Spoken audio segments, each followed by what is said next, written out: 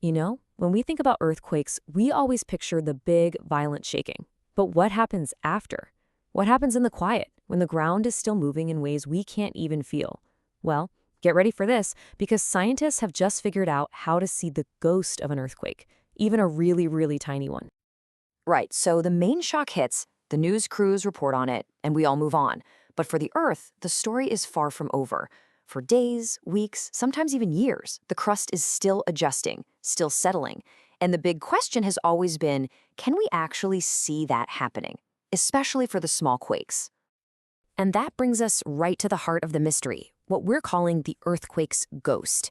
It's that faint, lingering signature that a quake leaves behind in the rock, a kind of echo that, until right now, has been basically impossible to find. Now, the technical term for this is post-seismic deformation. You can think of it like the planet just taking a really slow, deep breath after the intense stress of a quake. It's this super slow motion process that tells us a ton about how stress gets shuffled around, getting things ready for the next event down the line.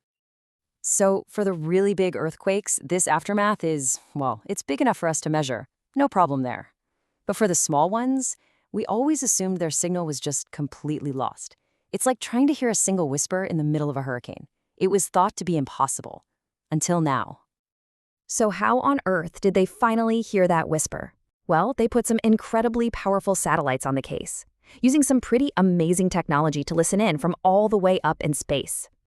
The main tool here is something called INSAR, and this technology is it's mind-blowing. It's a satellite system that can map how the ground moves down to the millimeter. To put that in perspective, that's like being able to see the ground rise or fall by the thickness of your credit card, but from hundreds of kilometers up in orbit. It's wild. And how it works is actually beautifully simple. The satellite just pings a signal down to Earth. That signal bounces back up, and then scientists take these scans over time and compare them.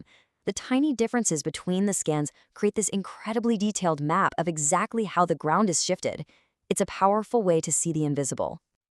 So for this particular study, the researchers didn't just take a few pictures. They tapped into this massive database called the European Ground Motion Service, or EGMS. We are talking about a gigantic, continent-wide library of these ground motion maps, giving them a continuous, super detailed record of the Earth's subtlest movements. Okay, so you've got this incredible tool and this mountain of data. How do you go from that to finding the unique fingerprint of one single, tiny earthquake? Well, the scientists decided to zoom way in on a very specific event. And this was their target, a little magnitude 3.5 earthquake over near Brentanico, Italy. Now, a 3.5 is so small that most people standing right on top of it probably wouldn't even feel it. I mean, this is the perfect test case for hunting a ghost. And here's the really clever trick they used. It's a metric called differential velocity. What they did, essentially, is map out all the normal ground movement before the quake, then they mapped all the movement after the quake, and then they just digitally subtracted the before from the after. Anything left over, that had to be the earthquake's fault. So this is it, the moment of truth. After all that work, all that high-tech analysis, did this little, tiny, insignificant quake actually leave a trace? Was there a ghost in the data? Oh, absolutely. And what you're looking at here is basically the smoking gun. When they looked at the vertical or up and down motion, they saw these completely opposite patterns on either side of the fault line. And in the horizontal, east to west motion, there was a clear, obvious slowdown. This wasn't just random noise, it was a coherent pattern. It was the earthquake's fingerprint, clear as day. Okay, so they found the ghost. Super cool, right?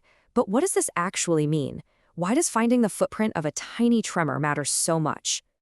Honestly, it's a huge deal. For the first time, being able to see these super faint signals helps us get a handle on the basic physics of how faults work, how they build up stress and then let it go. It shows us that even the tiniest quakes are part of this much bigger interconnected system. This gives us a whole new layer of information to build a much more complete picture of what's happening, deep under our feet. And that really just leaves you with this one last incredible thought.